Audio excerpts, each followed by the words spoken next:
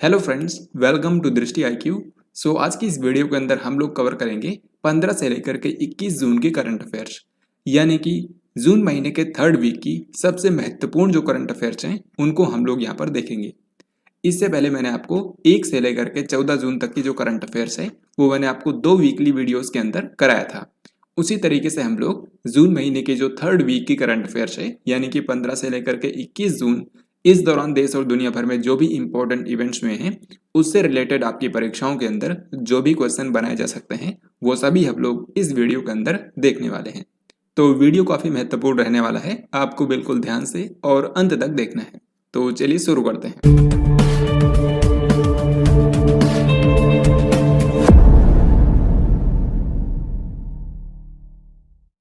सबसे पहला सवाल आपके सामने है, हाल ही में निर्वाचन आयोग ने भारत के राष्ट्रपति चुनाव 2022 के लिए अधिसूचना जारी की है।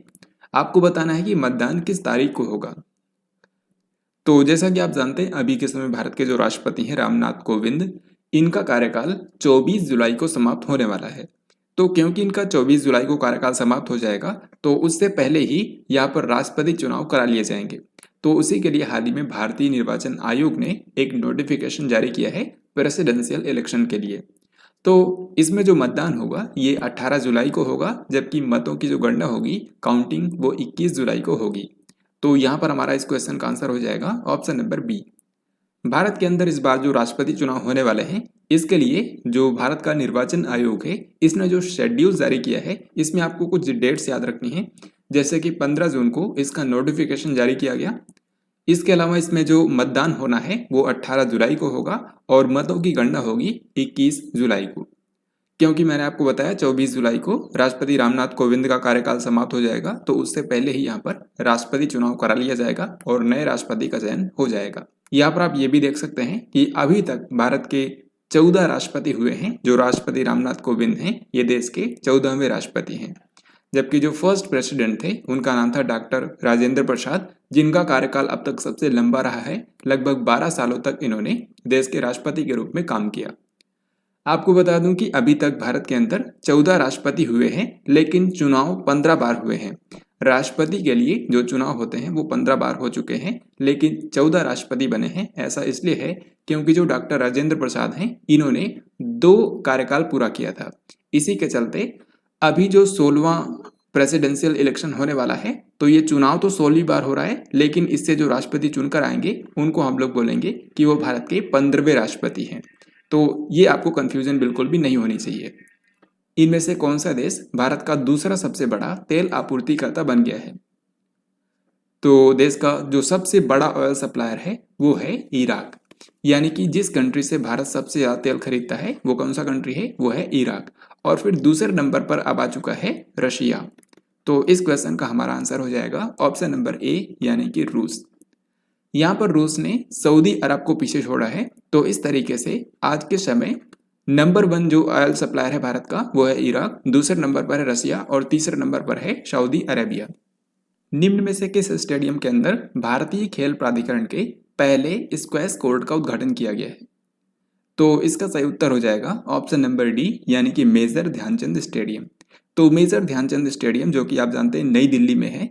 यहाँ पर हाल ही में भारत के जो खेल और युवा मामलों के मंत्री हैं यानी कि अनुराग सिंह ठाकुर और भारत के जो विदेश मंत्री हैं डॉक्टर एस जयशंकर, इन्होंने भारतीय खेल प्राधिकरण द्वारा बनाए गए स्क्वैश कोर्ट का उद्घाटन किया है। तो स्क्वैश गेम को बढ़ावा देने के लिए ये जो कोर्ट बनाया गया है ये मेजर ध्यानचंद स्टेडियम के अंदर बनाया गया है। इन 2 केंद्रीय मंत्रियों ने इसका उद्घाटन किया है। जीएसटी काउंसिल की 47वीं बैठक किस शहर के अंदर आयोजित की जाएगी? तो गुड्स एंड सर्विसेज टैक्स यानी कि जो जीएसटी है इसके बारे में महत्वपूर्ण निर्णय लेने के लिए ये जो जीएसटी काउंसिल होती है समय समय पर इसकी मीटिंग आयोजित की जाती है। और अभी जो 47वीं बैठक होने वाली है इसका आयोजन किया जाएगा जम्मू कश्मीर की समर कैपिटल यानी कि श्रीनगर में। तो जीएसटी काउंसिल की 47वीं मीटिंग जो है ये श्रीनगर में होगी और ये दूसरा मौका है जब श्रीनगर के अंदर जीएसटी काउंसिल की मीटिंग आयोजित की जाएगी। अगर आपसे ये पूछें कि इस बैठक की अध्यक्षता कौन करेगा तो याद रखिएगा भारत की जो वित्त मंत्री हैं यानी कि निर्मला सीतारमण, उनके द्वारा इस बैठक की अध्यक्षता की जाएगी। जीएसटी वैसे भारत में लागू हुआ था 1 जुलाई सन 2017 को। हाल ही में देश की पहली बालिका पंचायत किस राज्य के अंदर शुरू हुई? तो ये क्वेश्चन काफ़ी महत्वपूर्ण है क्योंकि भारत के अंदर ये पहली बार है जब किसी राज्य के अंदर बालिका पंचायत की शुरुआत की गई। तो ये राज्य कौन सा है? ये है गुजरात। एक्चुअल में गुजरात राज्य का जो महिला और बाल विकास विभाग है, इसने हाल ही में गुजरात के कच्छ जिले में कई सारे गांवों के अंदर बालिका पंचायत की शुरुआत की है, जिसका मेन मकसद ये है कि राजनीति में महिलाओं की सक्रिय भागीदारी सुनिश्चित करना। तो याद रखिएगा, भारत की पहली बालिका पंचायत की शुरुआत की गई है गुजरात राज्य के अंदर। औद्योगिक डिकार्बोनाइजेशन शिखर सम्मेलन 2022 किस शहर के अंदर आयोजित किया गया? तो इंडस्ट्रियल डिकार्बोनाइजेशन समिट 2022 का हाल ही में आयोजन किया गया और यह हुआ है भारत की राजधानी नई दिल्ली में। सो करेक्ट आंसर हो जाएगा ऑप्शन नंबर डी। दिल्ली उच्च न्यायालय के नए मुख्य न्यायाधीश के रूप में किसे अपॉइंट कर दिया गया है? तो हाल ही में टोटल 6 हाई कोर्ट्स के अंदर नए चीफ जस्टिस बने हैं। तो उन्हीं में से दिल्ली हाई कोर्ट के नए चीफ जस्टिस बन गए हैं Satish Chandra Sharma. So correct answer हो जाएगा ऑप्शन नंबर सी। ये पहले तेलंगाना हाई कोर्ट के मुख्य न्यायाधीश थे, लेकिन अब इनको दिल्ली हाई कोर्ट के अंदर ट्रांसफर कर दिया गया है। तो जैसा कि मैंने आपको बताया कि हाल ही में 6 हाई कोर्ट्स के अंदर नए मुख्य न्यायाधीश बने हैं। तो कौन सी वो हाई कोर्ट है और वहाँ के नए मुख्य न्यायाधीश कौन बने हैं, ये मैंने यहाँ पर लिख दिया है। जैसे कि उत्तराखंड हाई कोर्ट जो है उसके मुख्य न्यायाधीश बने हैं विपिन सांघी। तो बस आपको इनके नाम याद रखने हैं। दिल्ली हाई कोर्ट के नए चीफ जस्टिस बने हैं सतीश चंद्र शर्मा। हिमाचल प्रदेश हाई कोर्ट के नए मुख्य न्यायाधीश बने हैं अमजद ए सईद। बस इतना ही याद रखिए, अमजद ए सईद। राजस्थान हाई कोर्ट के नए मुख्य न्यायाधीश हैं शिंदे संभाजी शिवाजी, या फिर इन्हीं को एस शिंदे भी बोलते हैं। तेलंगाना हाई कोर्ट के नए मुख्य न्यायाधीश बने हैं उज्ज्वल भुइयां और गुवाहाटी हाई कोर्ट के नए मुख्य न्यायाधीश हैं रश्मिन मनहर भाई छाया। रश्मिन मनहर भाई छाया। तो इस तरीके से टोटल 6 हाई कोर्ट के अंदर नए चीफ जस्टिस अपॉइंट हो गए हैं। वैसे भारत के अंदर टोटल कितने हाई कोर्ट्स हैं? भारत के अंदर याद रखिए इस समय टोटल 25 हाई कोर्ट्स हैं। जो आंध्र प्रदेश का हाई कोर्ट है वो देश का सबसे लेटेस्ट हाई कोर्ट बना था। यूरोप के सबसे बड़े स्टार्टअप सम्मेलन वीवाटेक में किस देश को कंट्री ऑफ द ईयर के रूप में मान्यता दी गई है? तो वीवाटेक नाम से एक स्टार्टअप सम्मेलन होता है जो कि यूरोप महाद्वीप का सबसे बड़ा स्टार्टअप सम्मेलन है। तो यहाँ पर दुनिया भर के जो स्टार्टअप्स हैं वो पार्टिसिपेट करते हैं। यहाँ पर आपको बता दूं कि इस बार का जो वीवाटेक सम्मेलन हुआ है ये फ्रांस की राजधानी पेरिस के अंदर आयोजित किया गया और इसमें कंट्री ऑफ द ईयर के रूप में सम्मानित किया गया था भारत को। सो इस क्वेश्चन का आंसर हो जाएगा ऑप्शन नंबर ए। इसी तरीके से हाल ही में जो फ्रांस के कांस शहर में कांस फिल्म फेस्टिवल का आयोजन किया गया था उसमें भी भारत को कंट्री ऑफ द ऑनर के रूप में सम्मानित किया गया था। सो नेक्स्ट क्वेश्चन डिफेंस से रिलेटेड है। आपको बताना है कि हाल ही में चीन ने जो अपना तीसरा और सबसे उन्नत विमान वाहक पोत लॉन्च किया है उसका नाम क्या है? तो अभी तक चाइना के पास 2 एयरक्राफ्ट कैरियर थे, एक का नाम था सेडोंग और दूसरा था लियोनिंग। तो अब जो तीसरा यहाँ का चाइना का विमान वाहक पोत हाल ही में लॉन्च किया गया है इसका नाम है फुजियान। सो इस क्वेश्चन का हमारा आंसर हो जाएगा ऑप्शन नंबर बी, यानी कि फुजियान। आपको बता दूं कि भारत की अगर हम बात करें तो भारत के पास अभी के समय सिर्फ एक ही एयरक्राफ्ट कैरियर है, यानी कि विमान वाहक पोत है, और उसका नाम है INS विक्रमादित्य, जिसको भारत ने रूस से खरीदा था। जबकि इसी साल भारत का अपना दूसरा विमान वाहक पोत भी लॉन्च किया जाएगा जिसका नाम है INS विक्रांत, और इसको भारत ने खुद ही डेवलप किया है। तो इस तरीके से भारत के पास भी इस तरीके से 2 एयरक्राफ्ट कैरियर इस साल के अंत तक हो जाएंगे। तो चाइना के पास कितने हैं? 3। जो तीसरा अभी हाल ही में लॉन्च किया गया है उसका नाम है फुजियान। राज्यों के मुख्य सचिवों का पहला 3 दिवसीय राष्ट्रीय सम्मेलन किस शहर के अंदर आयोजित किया गया? तो फ्रेंड्स, हाल ही में भारत के राज्यों के मुख्य सचिवों का सम्मेलन हुआ और ये पहली बार हुआ था। इसका आयोजन किया गया हिमाचल प्रदेश के धर्मशाला में। धर्मशाला जो शहर है इसको हिमाचल प्रदेश की सेकंड कैपिटल बोलते हैं, क्योंकि आप जानते हैं हिमाचल प्रदेश के जो समर कैपिटल है उसका नाम है शिमला और यहाँ की विंटर कैपिटल है धर्मशाला। तो यहीं पर हाल ही में राज्यों के मुख्य सचिवों का पहला सम्मेलन आयोजित किया गया। हाल ही में कैबिनेट ने सशस्त्र बलों में युवाओं की भर्ती के लिए किस योजना को मंजूरी दी है? तो भारत की जो आर्म्ड फोर्सेस हैं, इंडियन एयरफोर्स, इंडियन नेवी और इंडियन आर्मी, इसमें युवाओं की भर्ती के लिए हाल ही में सरकार ने एक योजना को मंजूरी दी है जिसका नाम है अग्निपथ योजना।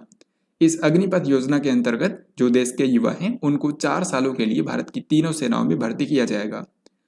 4 साल की सेवा देने वाले इन युवाओं को अग्निवीर के नाम से जाना जाएगा, ये चीज़ भी आपको याद रखनी है।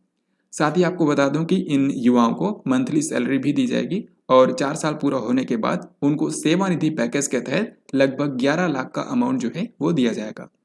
तो सशस्त्र बलों में युवाओं की भर्ती के लिए अग्निपथ योजना को मंजूरी दी गई है।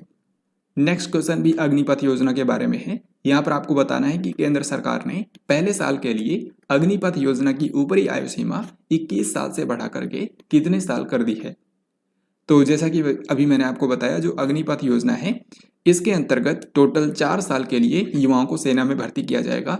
लेकिन कौन से युवाओं को भर्ती किया जाएगा, तो याद रखिएगा 17.5 साल से लेकर के 21 साल तक के जो युवा हैं उन्हीं को सेना में 4 साल के लिए भर्ती किया जाएगा। लेकिन क्योंकि आप जानते हैं हाल ही में अग्निपथ योजना को लेकर के जो युवा हैं वो विरोध कर रहे हैं और इसी को देखते हुए सरकार ने पहले साल के लिए ये जो ऊपरी आयु सीमा 21 साल है इसको बढ़ाकर कर दिया है 23 साल। यानी कि केवल फर्स्ट ईयर में 2022 में जो युवा हैं 23 साल तक के जो युवा हैं वो भी इसके अंदर अप्लाई कर सकते हैं। लेकिन नेक्स्ट ईयर से यही रूल जो है वो लागू होगा। तो पहले साल के लिए छूट क्यों दी गई है, क्योंकि पिछले 2 सालों में सेना के अंदर कोई भी भर्ती नहीं हुई है, उसी को देखते हुए यहाँ पर ये 23 साल एज लिमिट बढ़ाई गई है। तो इस क्वेश्चन का हमारा आंसर होगा ऑप्शन नंबर बी यानी कि 23 ईयर्स। गृह मंत्रालय ने केंद्रीय सशस्त्र पुलिस बलों यानी कि CAPF और असम राइफल्स में अग्निवीरों के लिए कितने % आरक्षण की घोषणा की है। तो जैसा कि अभी मैंने आपको बताया कि अग्निपथ योजना के अंतर्गत टोटल 4 सालों के लिए युवाओं को सेना में नौकरी दी जाएगी। तो जब 4 साल कंप्लीट हो जाएंगे तो उसके बाद ये जो युवा होंगे इनमें से 25% को परमानेंटली रख लिया जाएगा, जबकि 75% को यहाँ से बाहर कर दिया जाएगा। तो ये जो 75% युवा होंगे इनको देश की जो सेंट्रल आर्म्ड पुलिस फोर्सेस हैं जैसे कि BSF, CRPF, ITBP इत्यादि, तो इनमें और असम राइफल्स के अंदर जो रिक्तियां होती हैं उनको भरने के लिए इन अग्निवीरों को 10% का आरक्षण दिया जाएगा। तो यही इस क्वेश्चन में पूछा गया था। यहाँ पर आंसर हो जाएगा ऑप्शन नंबर ए। और अग्निपथ योजना को लेकर के जो विरोध हो रहा है उसी के चलते भारत के गृह मंत्रालय ने ये फैसला लिया है। भारत के गृह मंत्री हैं अमित शाह। रक्षा मंत्रालय ने अग्निवीरों के लिए नौकरी की रिक्तियों के कितने % को आरक्षित करने के प्रस्ताव को मंजूरी दी है। तो जिस तरीके से भारत के गृह मंत्रालय ने सेंट्रल आर्म्ड पुलिस फोर्सेस और असम राइफल्स में अग्निवीरों के लिए आरक्षण दिया है, ऐसे ही भारत के रक्षा मंत्रालय ने भी अग्निवीरों के लिए टोटल 10% का आरक्षण दिया है। तो रक्षा मंत्रालय के अंतर्गत विभिन्न पदों पर जो रिक्तियां होती हैं उनमें 10% का आरक्षण दिया जाएगा। 15 जून 2022 को हमजा अब्दी बरे ये किस अफ्रीकी देश के नए प्रधानमंत्री बन गए हैं। तो हमजा अब्दी बरे जिनको आप यहाँ पर देख पा रहे हैं ये सोमालिया कंट्री के हाल ही में नए प्रधानमंत्री बन गए हैं। सही उत्तर हो जाएगा ऑप्शन सी यानी कि सोमालिया। तो सोमालिया जो कि आप जानते हैं अफ्रीका महाद्वीप का एक देश है और ये दुनिया के सबसे करप्ट कंट्रीज में से एक है। ये हॉर्न ऑफ अफ्रीका में पड़ता है। तो यहाँ के नए प्रधानमंत्री हाल ही में बन गए हैं हमजा अब्दी बरे। किस देश ने सन 2028 में अंतरिक्ष में एक सौर ऊर्जा संयंत्र शुरू करने की योजना बनाई है। सही उत्तर हो जाएगा ऑप्शन ए यानी कि चीन। तो दोस्तों जैसा कि आप जानते हैं जो सोलर पैनल होते हैं उनकी सबसे मेन समस्या ये होती है कि उससे हम लगातार एनर्जी को प्राप्त नहीं कर सकते हैं। जब तक उस पर सूर्य की रोशनी पड़ती रहेगी तब तक ही हम उससे एनर्जी को जनरेट कर सकते हैं। जैसे ही सूरज की रोशनी पड़नी बंद हो जाएगी सोलर पैनल से कोई भी एनर्जी जनरेट नहीं होती है। तो इसी को ध्यान में रखते हुए और सोलर पैनल से लगातार एनर्जी प्राप्त करने के लिए चाइना ने हाल ही में एक प्लान बनाया है। प्लान ये है कि इसके तहत अंतरिक्ष में एक सोलर पैनल को स्थापित कर दिया जाएगा और फिर वहां से वायरलेस ट्रांसमिशन के जरिए जो एनर्जी है उसको धरती तक लाया जाएगा ताकि लगातार सोलर पैनल से एनर्जी प्राप्त की जा सके। ये काफ़ी चैलेंजिंग मिशन भी होगा क्योंकि इसके अंदर सबसे पहले जो इलेक्ट्रिकल एनर्जी बनेगी सोलर पैनल से उसको लेज़र या फिर माइक्रोवेव्स में बदला जाएगा और फिर उसको धरती तक लाया जाएगा। फिर यहाँ पर उसको अगेन इलेक्ट्रिकल एनर्जी में कन्वर्ट किया जाएगा। तो इस तरीके से चाइना कंट्री ने ये योजना बनाई है जिसमें स्पेस के अंदर एक सोलर पैनल को स्थापित किया जाएगा सन 2028 में। तो आई होप आपको ये याद रहेगा। अब हम लोग आगे बढ़ते हैं। पीएम नरेंद्र मोदी ने 44वें शतरंज ओलंपियाड के लिए ऐतिहासिक मशाल रिले का शुभारंभ किस स्थान से किया? तो 44वीं जो शतरंज ओलंपियाड प्रतियोगिता है, इसका आयोजन किया जाएगा तमिलनाडु की राजधानी चेन्नई में। ये आपको डेफिनेटली पता होगा अगर आप मेरी वीडियोस को रेगुलर देखते होंगे। 44वीं जो शतरंज ओलंपियाड प्रतियोगिता है, ये पहली बार भारत इसको होस्ट कर रहा है और चेन्नई के अंदर इसका आयोजन किया जाएगा। तो इसके लिए ऐतिहासिक मशाल रिले का शुभारंभ किया है पीएम नरेंद्र मोदी ने इंदिरा गांधी स्टेडियम नई दिल्ली में। सो यहाँ पर उत्तर हो जाएगा ऑप्शन नंबर ए। इसको ऐतिहासिक इसीलिए बोला जा रहा है क्योंकि अब से पहले तक कभी भी शतरंज ओलंपियाड के अंदर मशाल रिले का आयोजन नहीं किया गया था। तो जिस तरीके से ओलंपिक के अंदर मशाल रिले का आयोजन किया जाता है, अब उसी तरीके से शतरंज ओलंपियाड में भी इस तरीके से मशाल रिले का आयोजन किया जाएगा। यहाँ पर आप देख सकते हैं भारत के प्रधानमंत्री नरेंद्र मोदी ने हाल ही में मशाल रिले का शुभारंभ किया है इंदिरा गांधी स्टेडियम नई दिल्ली से। तो ये जो मशाल रिले है, ये देश के विभिन्न शहरों से होते हुए चेन्नई तक ये जाएगी। यहाँ पर खास बात यह भी है कि अब से हर साल जब भी शतरंज ओलंपियाड का आयोजन होगा, तब भारत से ही ये टॉर्च रिले शुरू हुआ करेगी और फिर ये विभिन्न महाद्वीपों से होते हुए जो भी मेजबान शहर होगा वहां तक जाएगी। तो इसका जो शुरुआत होगी वो भारत से ही हर साल होगी। यहाँ पर आप ये भी देख सकते हैं कि ये जो 44वीं शतरंज ओलंपियाड का आयोजन होने वाला है चेन्नई में, इसके लिए शुभंकर बनाया गया था थम्बी को, और भारत के तमिलनाडु राज्य के जो मुख्यमंत्री हैं एम.के. स्टालिन, उन्होंने इसके लिए शुभंकर और लोगों को लॉन्च किया था। पीएम नरेंद्र मोदी ने भारतीय संविधान अनकही कहानी इस नाम से एक पुस्तक का विमोचन किया है। इसके लेखक कौन हैं? तो यहाँ पर आप इस बुक का कवर पेज देख सकते हैं, भारतीय संविधान अनकही कहानी। इसको लिखा है राम बहादुर राय ने। सो करेक्ट आंसर हो जाएगा ऑप्शन नंबर सी। तो भारतीय संविधान के बारे में यह किताब लिखी गई है। 19 जून को प्रगति मैदान एकीकृत ट्रांजिट कॉरिडोर परियोजना राष्ट्र को किसने समर्पित की है? तो इसका सही उत्तर हो जाएगा ऑप्शन ए, यानी कि नरेंद्र मोदी। तो जैसा कि आप जानते हैं, नई दिल्ली के अंदर जो प्रगति मैदान है, यहाँ पर समय समय पर कई सारे कार्यक्रम और प्रदर्शनी का आयोजन किया जाता है।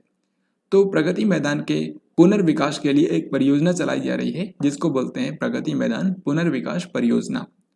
तो इसी परियोजना के हिस्से के रूप में प्रगति मैदान एकीकृत ट्रांजिट कॉरिडोर परियोजना का उद्घाटन किया है हाल ही में पीएम नरेंद्र मोदी ने। इस परियोजना के अंतर्गत टोटल 5 अंडरपास बनाए गए हैं और एक मेन टनल बनाई गई है, जिसको यहाँ पर आप देख सकते हैं। इसमें तरह तरह की कलाकृतियां इसकी दीवारों पर बनाई गई हैं।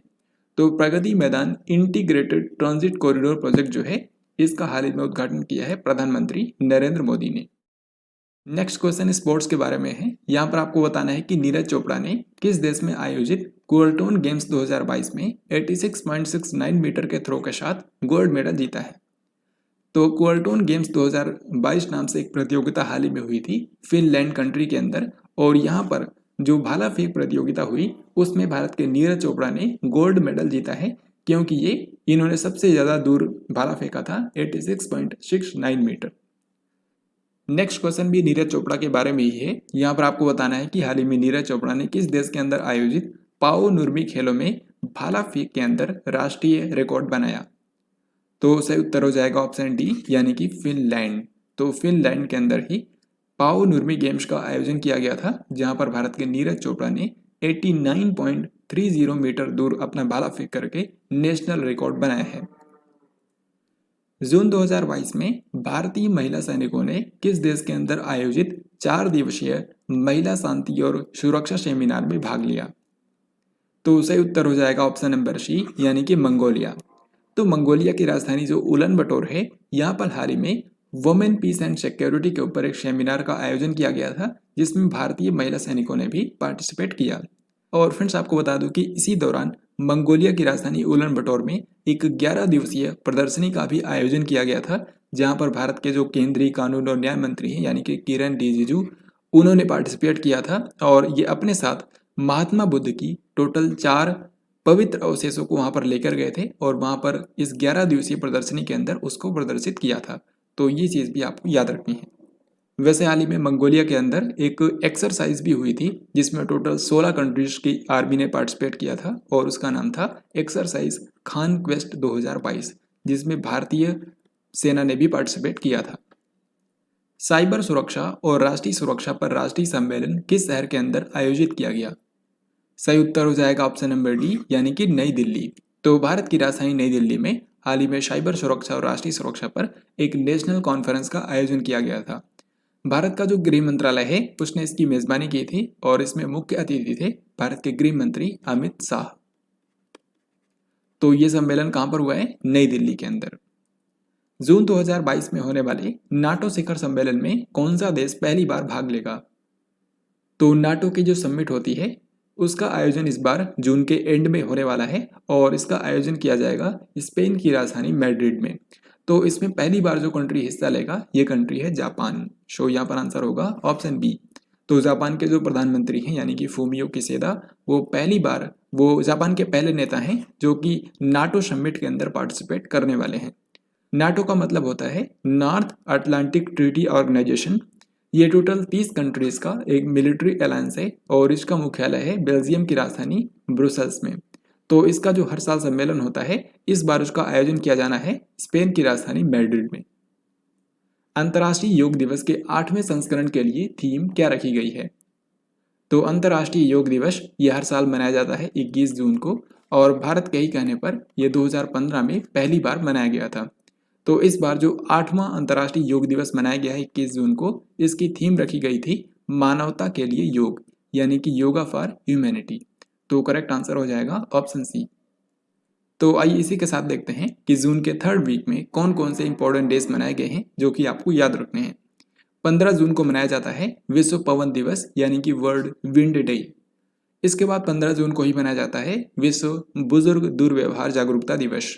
तो बुजुर्गों के प्रति किसी भी तरीके से कोई दुर्व्यवहार ना हो उसके लिए यह दिवस होता है, हर साल 15 जून को मनाया जाता है। इस बार का विषय है कॉम्बैटिंग एल्डर अब्यूज। 17 जून को मनाया जाता है विश्व मगरमच्छ दिवस यानी कि वर्ल्ड क्रोकोडाइल डे। तो मगरमच्छों की जो लुप्त होती प्रजातियां हैं उनके संरक्षण के बारे में लोगों को जागरूक करने के लिए 17 जून को मनाया जाता है वर्ल्ड क्रोकोडाइल डे। 17 जून को ही मनाते हैं विश्व मरुस्थलीकरण और सूखा रोकथाम दिवस, यानी कि धरती को मरुस्थलीकरण से बचाने के लिए, धरती को बंजर होने से बचाने के लिए जो दिवस होता है वो 17 जून को मनाया जाता है। इस बार का विषय है rising up from drought together.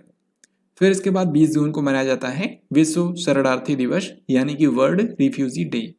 तो दुनिया भर में शरणार्थियों के सम्मान में यह दिवस मनाया जाता है हर साल 20 जून को। इस बार का विषय है राइट टू सीक सेफ्टी। फिर इसके बाद 21 जून को मनाया गया अंतर्राष्ट्रीय योग दिवस इंटरनेशनल डे ऑफ योगा। इसका विषय है yoga for humanity. This is very very important. 21 जून 2022 को 8वें अंतर्राष्ट्रीय योग दिवस का मुख्य कार्यक्रम किस शहर के अंदर आयोजित किया गया है? तो अंतर्राष्ट्रीय योग दिवस वैसे तो देश और दुनिया भर में मनाया जाता है, लेकिन हर साल भारत सरकार के आयुष मंत्रालय के द्वारा इसका एक मेन इवेंट आयोजित किया जाता है जहां पर देश के प्रधानमंत्री नरेंद्र मोदी भी पार्टिसिपेट करते हैं। तो इस बार जो 8वां अंतर्राष्ट्रीय योग दिवस हुआ है इसका मेन इवेंट आयोजित किया गया कर्नाटक के मैसूर शहर में। और यहाँ पर आप देख सकते हैं भारत के प्रधानमंत्री नरेंद्र मोदी ने भी सामूहिक योगाभ्यास कार्यक्रम में पार्टिसिपेट किया। 18 जून को पीएम नरेंद्र मोदी ने किस राज्य में स्थित पावागढ़ पहाड़ी पर श्री कालिका माता के पुनर्विकसित मंदिर का उद्घाटन किया? तो इसका सही उत्तर हो जाएगा ऑप्शन नंबर ए यानी कि गुजरात। तो गुजरात राज्य के अंदर पावागढ़ पहाड़ी पर जो श्री कालिका माता मंदिर है उसके पुनर्विकसित मंदिर का हाल ही में उद्घाटन किया है प्रधानमंत्री नरेंद्र मोदी ने। प्रधानमंत्री नरेंद्र मोदी ने किस राज्य की मुख्यमंत्री मातृशक्ति योजना की शुरुआत की? सही आंसर होगा ऑप्शन सी यानी कि गुजरात। तो गुजरात राज्य सरकार की एक योजना है जिसको बोलते हैं मुख्यमंत्री मातृशक्ति योजना और इसका शुभारंभ किया है पीएम नरेंद्र मोदी ने।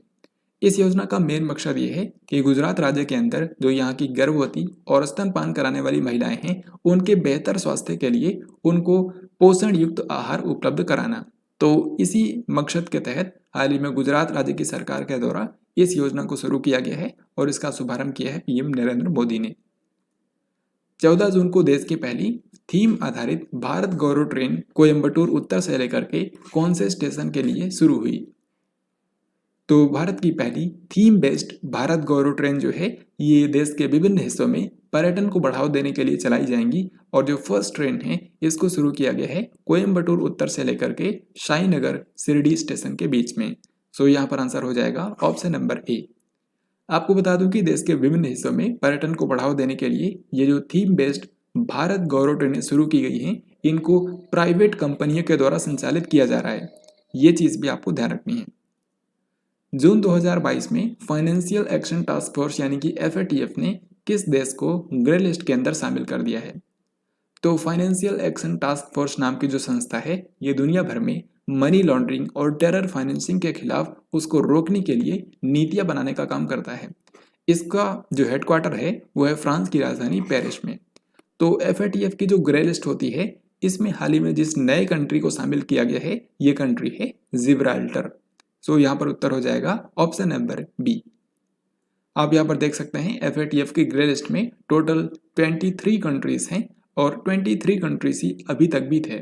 एक्चुअल में क्या है कि अभी जून 2022 में एक कंट्री को यहाँ पर शामिल किया गया है, जबकि एक कंट्री FATF की ग्रे लिस्ट से बाहर हो गया है। तो जो कंट्री बाहर हुआ है उसके लिए तो अच्छा है, ये कंट्री है माल्टा, और जो कंट्री यहाँ पर शामिल हुआ है वो कंट्री है जिब्राल्टर। तो ये दो बातें आपको बिल्कुल ध्यान रखनी है। वहीं और बाकी सारे जो कंट्रीज हैं इनको यहाँ पर बरकरार रखा गया है, जैसे कि पाकिस्तान को भी यहाँ पर बरकरार रखा गया है। ऐसे ही FATF की एक ब्लैक लिस्ट होती है जिसके अंदर सिर्फ 2 ही कंट्री शामिल हैं, यह है नॉर्थ कोरिया और ईरान। 14 जून को PM नरेंद्र मोदी ने किस शहर के अंदर भारतीय क्रांतिकारियों की एक नवनिर्मित गैलरी का उद्घाटन किया है, जिसका नाम रखा गया है क्रांति गाथा। तो ये मैंने आपको पिछले वीक की वीडियो में भी बताया था। सही उत्तर हो जाएगा ऑप्शन ए यानी कि मुंबई। तो हाल ही में PM नरेंद्र मोदी जब महाराष्ट्र की यात्रा पर गए हुए थे, तो उसी दौरान इन्होंने मुंबई का जो राजभवन है उसमें ब्रिटिशर्स के टाइम का एक अंडरग्राउंड बंकर है और वहीं पर इस नई गैलरी का उद्घाटन किया गया है, जिसका नाम रखा गया है क्रांति गाथा। IMD द्वारा जारी विश्व प्रतिस्पर्धा सूचकांक 2022 में भारत कौन से स्थान पर है? तो IMD के द्वारा हाल ही में वर्ल्ड कॉम्पिटिटिवनेस इंडेक्स यानी कि विश्व प्रतिस्पर्धा सूचकांक जारी किया गया। इसमें टोटल 63 कंट्रीज को शामिल किया गया है, दुनिया की टोटल 63 अर्थव्यवस्थाओं को शामिल किया गया और भारत का स्थान है यहाँ पर 37। हालांकि आपको बता दूं पिछले साल भारत यहाँ पर 43rd प्लेस पर था, तो भारत ने यहाँ पर टोटल 6 पायदान की ग्रोथ की है। तो इस क्वेश्चन का आंसर हो जाएगा ऑप्शन नंबर ए। यहाँ पर आप देख सकते हैं वर्ल्ड कॉम्पिटिटिवनेस इंडेक्स 2022 जो है इसको international institute of management development यानी कि IMD ने जारी किया है, जो कि स्विट्जरलैंड के अंदर बेस्ड है। इसमें टॉप कंट्री रहा डेनमार्क। इंडिया की रैंक रही 37 जो कि पिछले बार थी 43। बॉटम कंट्री यहाँ पर रहा वेनेजुएला यानी कि 63rd प्लेस पर है वेनेजुएला। तो कम से कम यहाँ पर आपको टॉप पर कौन है डेनमार्क और भारत की रैंक है 37, ये दो बातें आपको ध्यान रखनी है। भारतीय प्रेस परिषद यानी कि प्रेस काउंसिल ऑफ इंडिया के अध्यक्ष के रूप में किसे चुना गया है?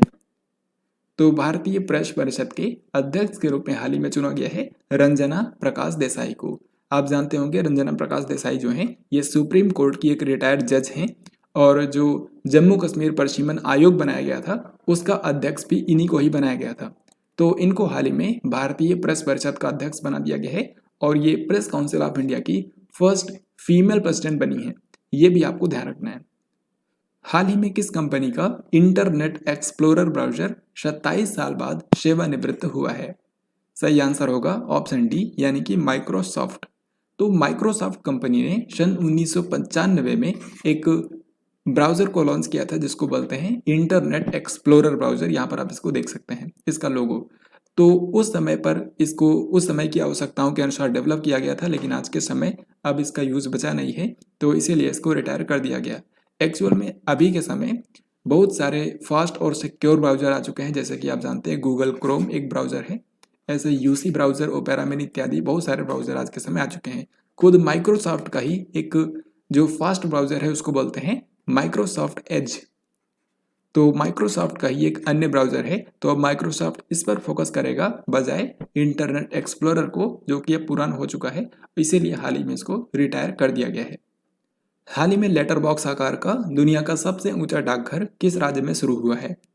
तो यहाँ पर आप इसको देख सकते हैं लेटर बॉक्स शेप का ये जो पोस्ट ऑफिस है ये दुनिया का सबसे ऊंचा डाकघर है, क्योंकि इसको 14,567 फीट की ऊंचाई पर बनाया गया है।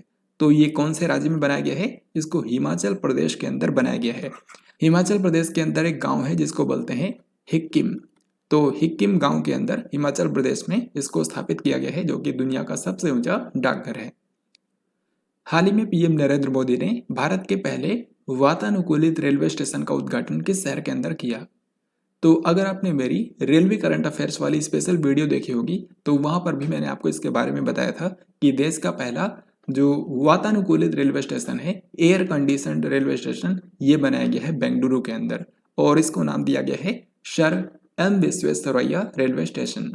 तो सर एम विश्वेश्वरैया जो कि भारत के महान सिविल इंजीनियर थे, उन्हीं के नाम पर इस रेलवे स्टेशन का नाम रखा गया है। और ये कहाँ पर है? ये है बैयप्पनहल्ली, बेंगलुरु के अंदर। बेंगलुरु के अंदर एक जगह है बैयप्पनहल्ली और यहीं पर ये रेलवे स्टेशन स्थित है। और पीएम नरेंद्र मोदी की हाल ही में कर्नाटक यात्रा के दौरान इसका उद्घाटन किया गया था। पीएम नरेंद्र मोदी 20 और 21 जून को कर्नाटक के दौरे पर गए थे। यहाँ पर इन्होंने कई सारी चीज़ों का उद्घाटन और शिलान्यास किया। जैसे कि आप देख सकते हैं 20 जून को इन्होंने भारतीय विज्ञान संस्थान यानी कि जो Indian Institute of Science Bengaluru है, इसमें सेंटर फॉर ब्रेन रिसर्च का उद्घाटन किया। सेंटर फॉर ब्रेन रिसर्च यानी कि मस्तिष्क अनुसंधान संस्थान का उद्घाटन किया गया है Indian Institute of Science Bengaluru में। ऐसे ही Indian Institute of Science Bengaluru के परिसर में ही 832 बिस्तरों वाले बागची पार्थसारथी मल्टी स्पेशलिटी अस्पताल की भी आधारशिला रखी गई है।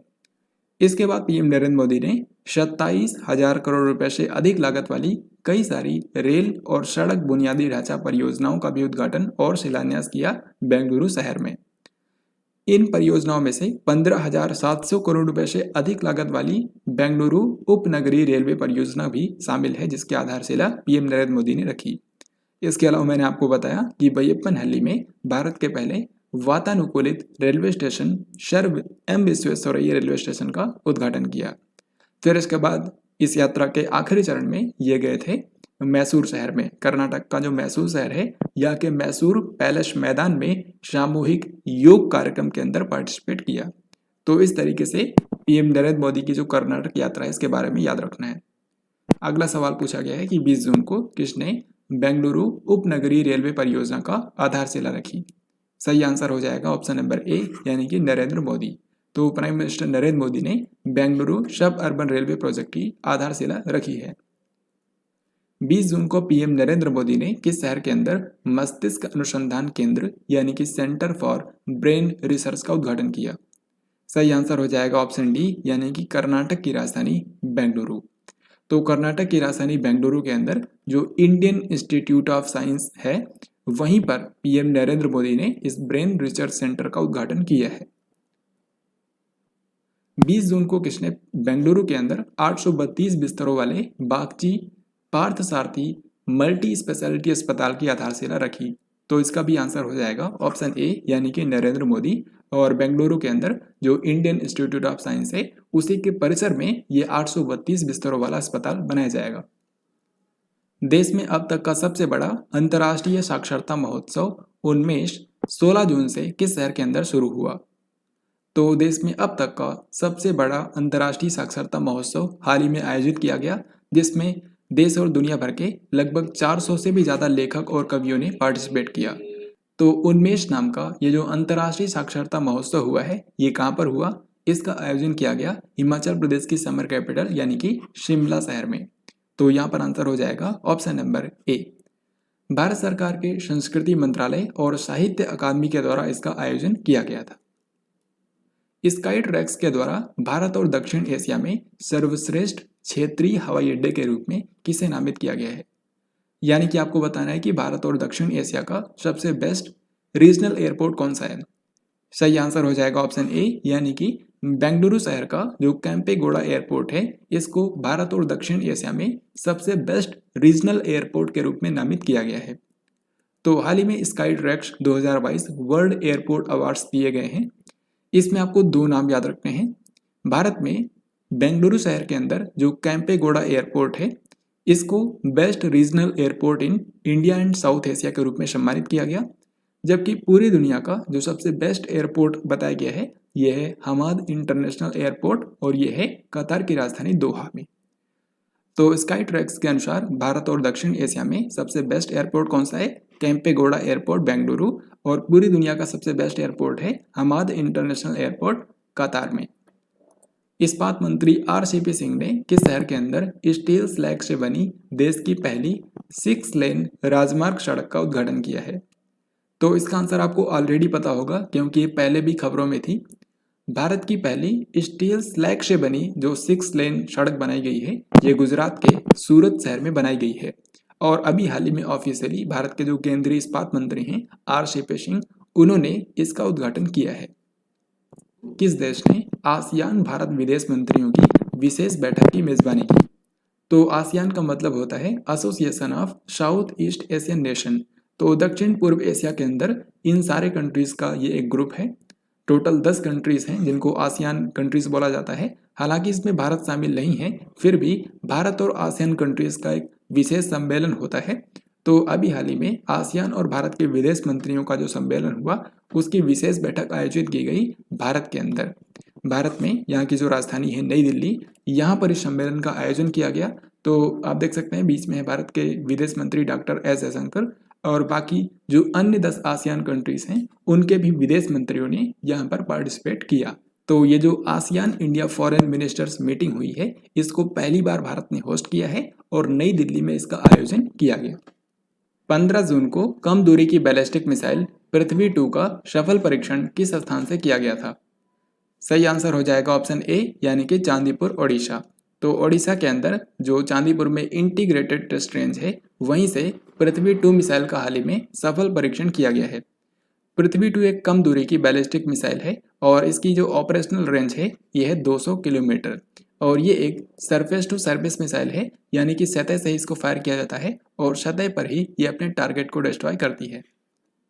युवा सांसदों का 8वां वैश्विक सम्मेलन किस देश के अंदर आयोजित किया गया?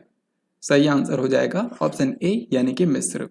तो मिस्र का एक शहर है जिसको बोलते हैं शर्म अल शेख।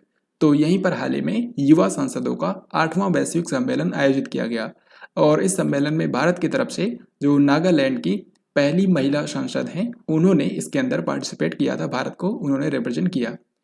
ये जो युवा सांसदों का वैश्विक सम्मेलन होता है, इसको आयोजित करता है इंटर पार्लियामेंट्री यूनियन, जिसका मुख्यालय है स्विट्जरलैंड के जिनेवा शहर में। बैडमिंटन टूर्नामेंट इंडोनेशिया मास्टर्स 2022 के पुरुष एकल का खिताब किसने जीता है? तो इंडोनेशिया मास्टर्स 2022 जो कि एक बैडमिंटन टूर्नामेंट है, हाल ही में इसका आयोजन किया गया।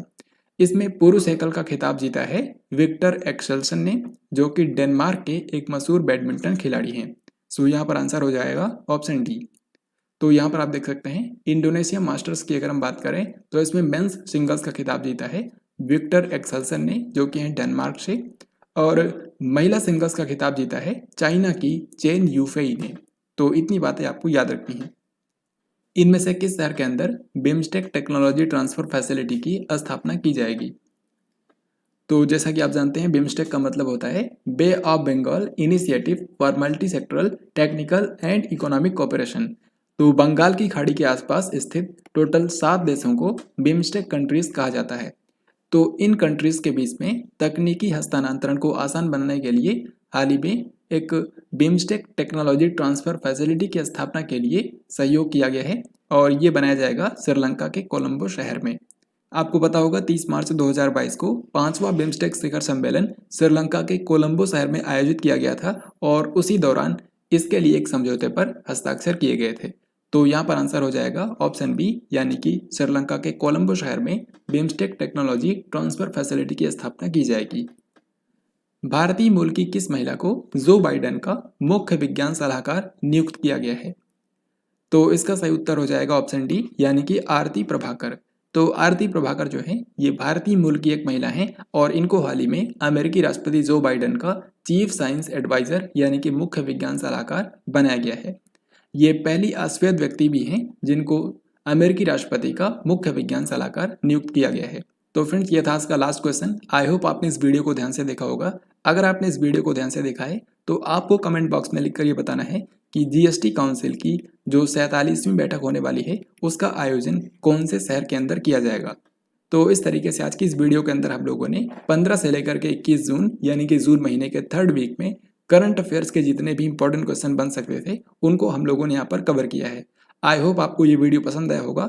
अगर आपको ये वीडियो पसंद आया है तो इस वीडियो को लाइक और शेयर ज़रूर करें। साथ ही अगर आप इस चैनल पर नए हैं तो इसे ज़रूर सब्सक्राइब करें। हम लोग जल्द ही मिलेंगे एक नई वीडियो के अंदर। तब तक के लिए जय हिंद, वंदे मातरम।